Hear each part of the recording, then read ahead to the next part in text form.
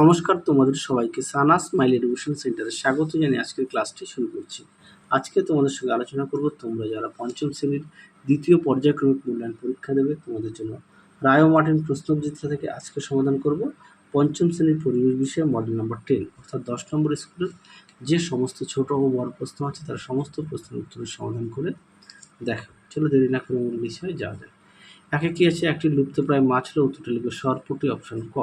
দুইয়ে দেখো উত্তরটা হবে স্বামী বিবেকানন্দ অপশন খ। তিনে দেখো সুন্দরবন অঞ্চলে পশ্চিমবঙ্গের অংশের দ্বীপের সংখ্যা হলো 135টি অপশন গ।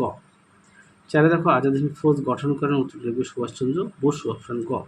পাঁচে দেখো গরুমারা ও জলদাপাড়া অভয়ারণ্য বিখ্যাত যে প্রাণীটির জন্য, এটা হবে একশৃঙ্গ গন্ডার অপশন খ। ছয় দেখো পশ্চিমবঙ্গের সবচেয়ে উঁচু পর্বতশৃঙ্গের নাম হলো, উত্তরটা লিখবে সান্দাকফু অপশন গ। সাথে দেখো রেশম কীট পালনের জন্য যে গাছের চাষ করা হয়, উত্তরটা লিখবে তুঁত অপশন ক। পরবর্তী প্রশ্ন দেখো কি আছে, শূন্যস্থান পূরণ। উত্তরাখণ্ডের গঙ্গোত্রী হিমবাহের গোমুখ গুহা থেকে গঙ্গার উৎপত্তি হয়েছে। তারপরে দেখো বাঁশের কিলা বানিয়েছিলেন তিতুমির। তিনি দেখো আবুল কালাম আজাদ ছিলেন স্বাধীন ভারতের প্রথম শিক্ষামন্ত্রী। চারে দেখো উত্তরটা লিখবে উর্বরতা কমে যায়। পরবর্তী দেখো কি আছে, বাম দিকের সঙ্গে ডান দিকে স্তম্ভ মেলাও। দীঘা দীঘা হবে কাজু বাদাম খ। চিত্তরঞ্জন হবে ঘ, রেল ইঞ্জিন তৈরির কারখানা। আরামবাগে হবে ক, তারকেশ্বর নদীর তীর। শান্তিপুর হবে গ, তাঁতের কাপড়। পরবর্তী প্রশ্ন দেখো, বিরসা মুন্ডা কিসের জন্য কাদের বিরুদ্ধে লড়াই করেছিল? দেখো প্রশ্ন উত্তরটি।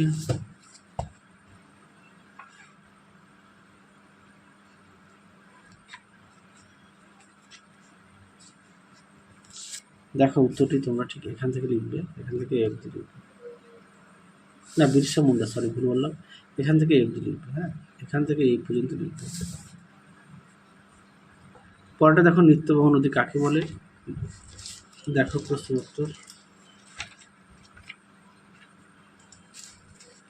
দেখো উত্তর এখান থেকে এই পর্যন্ত লিখবে। পরবর্তী দেখো কি আছে, ধাপ চাষ কাকে বলে? এই প্রশ্নটা আগের সিটে দেখানো আছে, তোমাদের পাঠ্যবইতে দেখে নেবে 103 নম্বর পেজে। দেখো উত্তর।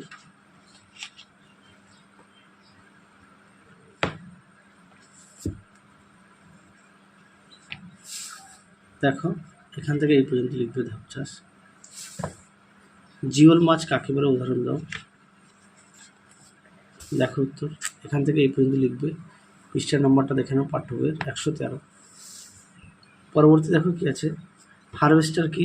এটাও পাঠ্যবইতে আছে, তোমাদের দেখিয়ে দিই হারভেস্টার। দেখো হারভেস্টার কি, তোমরা এখান থেকে এই পর্যন্ত লিখবে, বা একটা কাজ করবে এখান থেকে এটা লিখবে। হ্যাঁ, পরটা দেখো,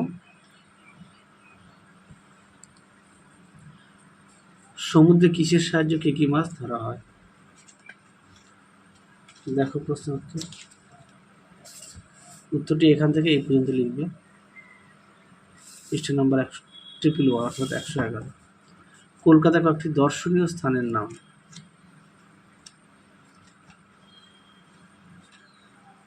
দেখো হুগলি নদীর তীরে অবস্থিত রাজ্যের রাজধানী শহর, রাজভবন, মিউজিয়াম, ইডেন উদ্যান, ফোর্ট উইলিয়াম, পাতাল রেল, বন্দর, বিমানবন্দর। হ্যাঁ, পরবর্তী দেখো কি আছে, ম্যানগ্রোভ জাতীয় উদ্ভিদের বৈশিষ্ট্য লেখো। দেখো